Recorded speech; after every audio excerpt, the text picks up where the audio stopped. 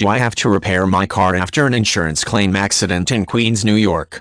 Head injuries are among the most dangerous types of injuries that one can experience. However, such injuries can occur without us having any possibility of preventing them. Accidents cannot be stopped no matter how much we wish we could. When you or someone close to you has been involved in an accident, the best and only choice that you have is to simply file accident claims. With the accident claims, you will be able to receive the compensation that you deserve for the pain and suffering that you have been through. Head injuries can cause various symptoms such as loss of consciousness, nausea, bleeding, swelling, and so on. In American football, such injuries are more common than anyone would like. The head injuries in such situations can be caused by a rapid and violent shaking of the head that causes the brain cells to become depolarized and fire the neurotransmitters all at once. This will flood the brain with chemicals and will kill some of the receptors linked to learning and memory. Specialists agree that when a person suffers such an injury, then he/she stands greater chances of suffering another one.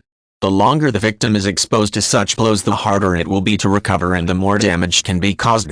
More than 60% of the professional football players have suffered at least one head injury in their life, and almost 30% have had 2 or 3 such accidents.